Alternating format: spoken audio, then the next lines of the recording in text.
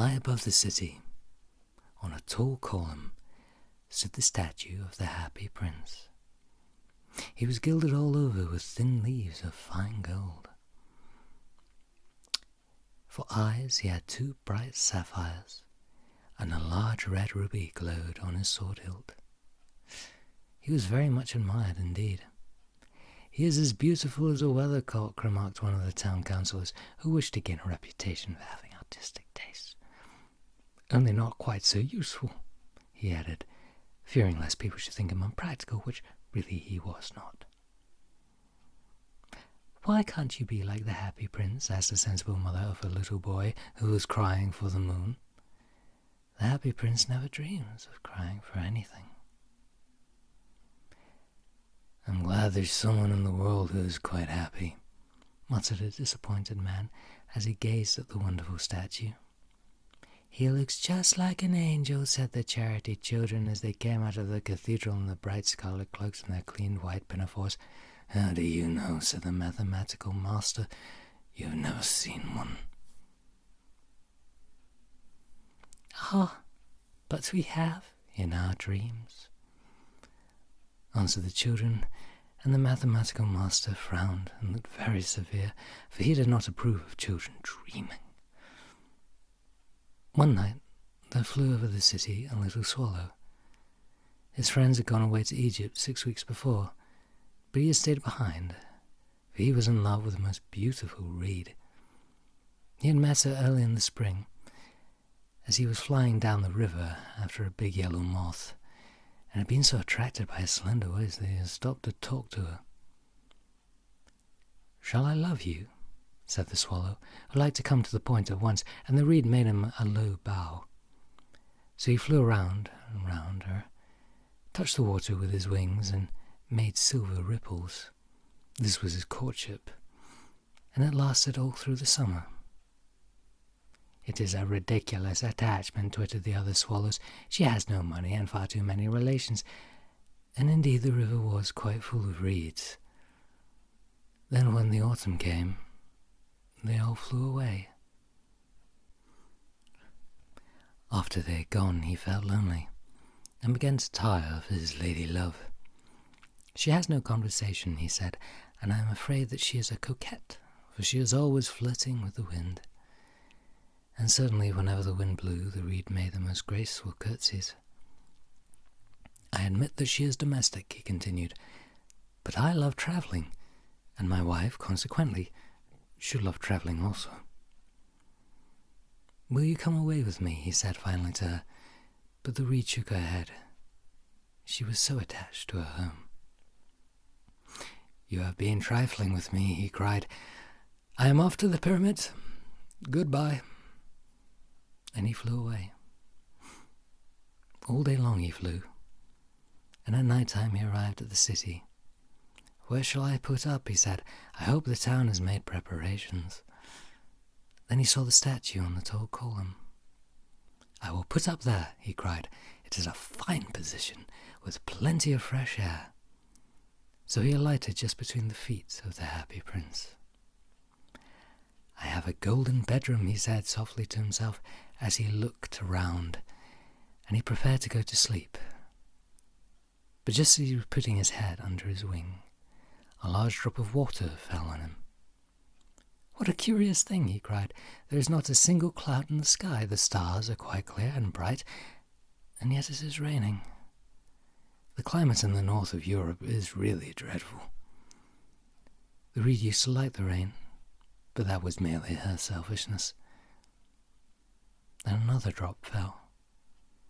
"What is the use of a statue if it cannot keep the rain off?" he said. "I must look like a good chimney pot." And he determined to fly away. But before he had opened his wings, a third drop fell, and he looked up and saw, what did he see? The eyes of the Happy Prince were filled with tears, and tears were running down his golden cheeks. His face was so beautiful in the moonlight that the little swallow was filled with pity. "Who are you?" he said. "I am the Happy Prince." "Why are you weeping then?" asked the swallow. You have quite drenched me. When I was alive and had a human heart, answered the statue, I did not know what tears were, for I lived in the palace of Sans-Souci, where sorrow is not allowed to enter. In the daytime I played with my companions in the garden, and in the evening I led the dance in the great hall. Round the garden ran a very lofty wall, but I never cared to ask what lay beyond it. Everything about me was so beautiful. My courtiers called me the happy prince, and happy indeed I was, if pleasure be happiness.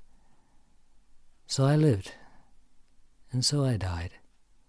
And now that I am dead, they have set me up here, so high that I can see all the ugliness and all the misery of my city. And though my heart is made of lead, yet I cannot choose but weep. What? Is he not solid gold? Said the swallow to himself, but he was too polite to make any personal remarks out loud. Far away, continued the statue, in a low musical voice, far away, in a little street there is a poorhouse. One of the windows is open, and through it I can see a woman seated at the table. Her face is thin and worn, and she has a coarse, red hands, all pricked by the needle, for she is a seamstress. She is embroidering passion flowers on a satin gown for the loveliest of the queen's maid of honor to wear at the next court ball. In a bed in the corner of the room, a little boy is lying ill. He has a fever and is asking for oranges. His mother has nothing to give him but river water, so he is crying. Swallow, swallow, little swallow, will you not bring her the ruby out of my sword hilt? My feet are fastened to this pedestal, and I cannot move. I am waited for in Egypt, said the swallow. My friends are flying up and down the Nile and talking to the large lotus flowers. Soon they will go to sleep in the tomb of the great king. The king is there himself in his painted coffin. He is wrapped in yellow linen and embalmed with spices. Round his neck is a chain of pale green jade, and his hands are like withered leaves. Swallow, swallow, little swallow, said the prince, will you not stay with me for one night and be my messenger? The boy is so thirsty, and the mother is so sad. I don't think I like boys, answered the swallow. Last summer, when I was staying on the river, there were 2 rude boys, the miller's sons, who were always throwing stones at me. They never hit me, of course. We swallows fly far too well for that. And besides, I come of a family famous for its agility. But still, it was a mark of disrespect. But the happy prince looked so sad that the little swallow was sorry. It is very cold here, he said, but I will stay with you for one night and be your messenger. Thank you, little swallow, said the prince. So the swallow picked out the great ruby from the prince's sword and flew away with it in his beak over the roofs of the town. He passed the cathedral tower where the white marble angels were sculptured. He passed by the palace and heard the sound of dancing. A beautiful girl came out on the balcony with her lover. How wonderful the stars are, he said to her, and how wonderful it is, the power of love. I hope my dress will be ready in time for the state ball, she answered. I have ordered passion flowers to be embroidered on it, but the seamstresses are so lazy. He passed over the river and saw the lanterns hanging in the masts of the ships. He passed over the ghetto and saw the old Jews bargaining with each other and weighing out money in copper scales. At last he came to the poorhouse and looked in. The boy was tossing feverishly on his bed, and the mother had fallen asleep. She was so tired. In he hopped and laid the great ruby on the table, beside the woman's thimble. Then he flew gently round the bed, fanning the boy's forehead with his wings. How cool I feel, said the boy. I must be getting better. And he sank into a delicious slumber. Then the swallow flew back to the happy prince and told him what he had done "It is curious," he remarked, "but I feel quite warm now, although it is so cold." "That is because you have done a good action," said the prince, and the little swallow began to think, and then he fell asleep. Thinking always made him feel sleepy. When day broke, he flew down to the river and had a bath. "What a remarkable phenomenon," said the professor of ornithology as he was passing over the bridge.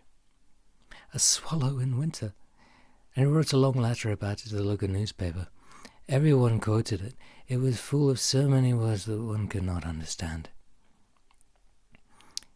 "Tonight I go to Egypt," said the swallow, and he was in high spirits at the prospect. He visited all the public monuments and sat a long time on top of the church steeple. Wherever he went, the sparrows chirped and said to each other, "What a distinguished stranger!" So he enjoyed himself very much. When the moon rose, he flew back to the happy prince. "Have you any commissions for Egypt?" he cried. "I am just starting." "Swallow, swallow, little swallow," said the prince, "will you not stay with me one night longer?" "I am waited for in Egypt," answered the swallow. "Tomorrow my friends will fly up to the second cataract. The river horse couches there among the bulrushes, and on a great granite throne sits the god Memnon. All night long he watches the stars, and when the morning star shines he utters one cry of joy, and then he is silent. At noon the yellow lions come down to the water's edge to drink. They have eyes like green beryls, and their roar is louder than the roar of the cataract." "Swallow, swallow, little swallow," said the prince. "Far away across the city I see a young man in a garret. He is leaning over a desk covered with papers, and in a tumbler by his side there is a bunch of withered violets. His hair is brown and crisp, and his lips are red as a pomegranate, and he has large and dreamy eyes. He is trying to finish a play for the director of the theatre, but he is too cold to write any more. There is no fire in the grate, and hunger has made him faint. I will wait with you one night longer," said the swallow, who really had a good heart. "Shall I take him another ruby?" "Alas, I have no ruby now," said the prince. "My eyes are all that I have left. They are made of rare sapphires, which were brought out of India 1,000 years ago.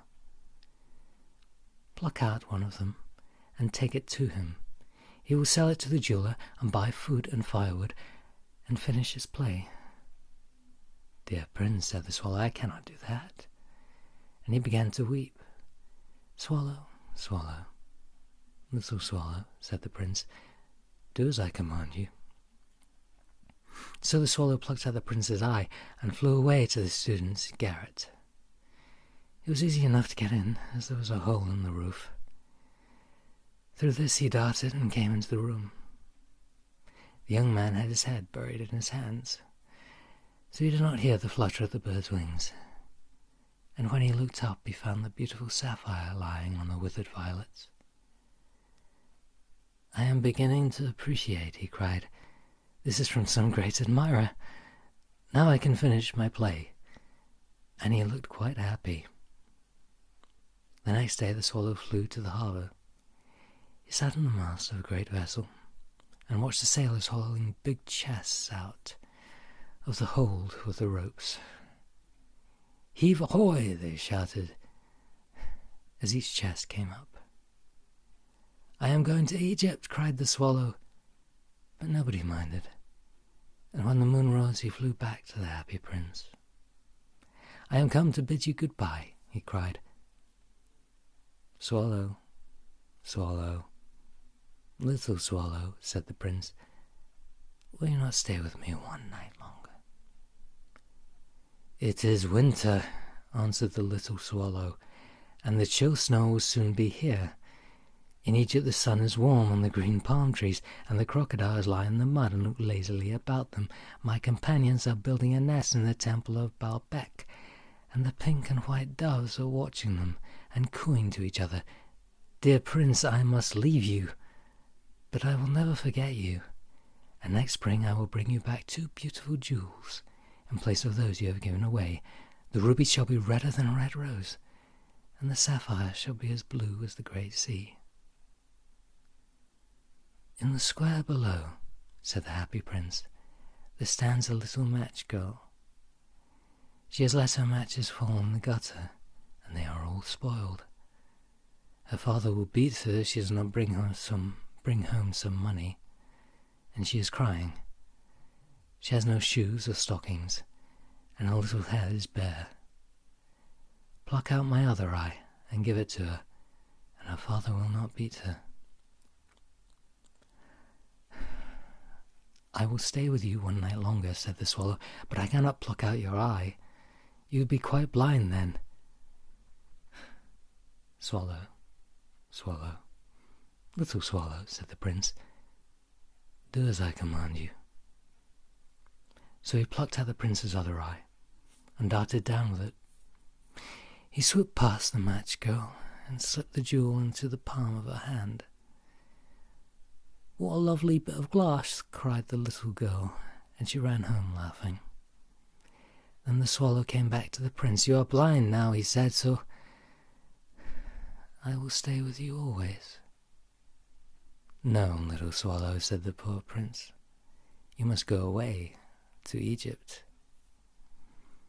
"I will stay with you always," said the swallow, and he slapped at the prince's feet. All the next day he sat on the prince's shoulder and told him stories of what he had seen in strange lands.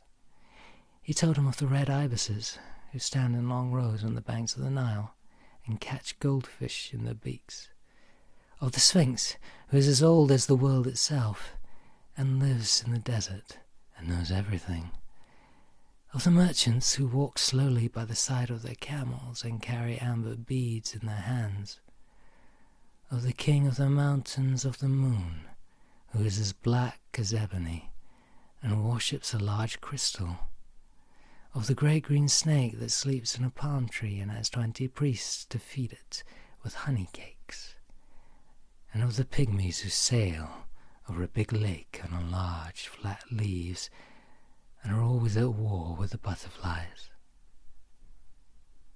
"Dear little swallow," said the prince, "you tell me of marvelous things, but more marvelous than anything is the suffering of men and women. There is no mystery so great as misery. Fly over my city, little swallow, and tell me what you see there." So the swallow flew over the great city and saw the rich making merry in their beautiful houses, while the beggars were sitting at the gates. He flew into dark lanes and saw the white faces of starving children looking out listlessly at the black streets. Under the archway of a bridge, 2 little boys were lying in one another's arms to try and keep themselves warm. "How hungry we are," they shouted. "You must not lie here," shouted the watchman, and they wandered out into the rain. Then he flew back and told the prince what he had seen. "I am covered with fine gold," said the prince. "You must take it off, leaf by leaf, and give it to my poor. The living always think that gold can make them happy." Leaf after leaf after leaf of the fine gold the swallow picked off. The happy prince looked quite dull and grey. Leaf after leaf of the fine gold he brought to the poor, and the children's faces grew rosier, and they laughed and played games in the street. "We have bread now," they cried. Then the snow came, and after the snow came the frost. The streets looked as if they were made of silver. They were so bright and glistening. Long icicles like crystal daggers hung down from the eaves of the houses. Everybody went about in furs, and the little boys wore scarlet caps and skated on the ice. The poor little swallow grew colder and colder, but he would not leave the prince. He loved him too well. He picked up crumbs outside the baker's door when the baker was not looking and tried to keep himself warm by flapping his wings. But at last he knew he was going to die. He had just strength to fly up to the prince's shoulder once more. "Goodbye, dear prince," he murmured. "Will you let me kiss your hand?" I am glad that you are going to Egypt at last, little swallow, said the prince. You have stayed too long here, but you must kiss me on the lips, for I love you. It is not to Egypt that I am going, said the swallow. I am going to the house of death.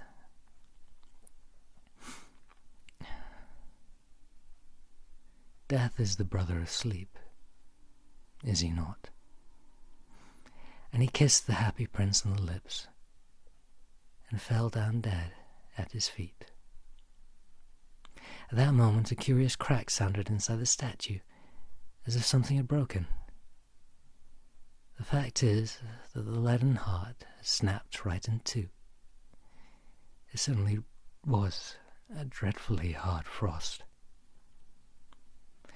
Early the next morning, the mayor was walking down in the square below in the company with the town councillors. As he passed the column, he looked up at the statue. Dear me, how shabby the happy prince looks, he said. How shabby indeed, cried the town councillors, who always agreed with the mayor, and they went up to look at it. The ruby has fallen out of his sword, his eyes are gone, and he is golden no longer, said the mayor. In fact, he is a little better than a beggar. Little better than a beggar, said the town councillors. And here is actually a dead bird at his feet, continued the mayor. We must really issue a proclamation that birds are not allowed to die here. And the town clerk made a note of the suggestion. So they pulled down the statue of the happy prince. As he is no longer beautiful, he is no longer useful, said the art professor at the university. Then they melted the statue in a furnace, and the mayor held a meeting of the corporation to decide what was to be done with the metal. We must have another statue, of course, he said. It shall be a statue of myself.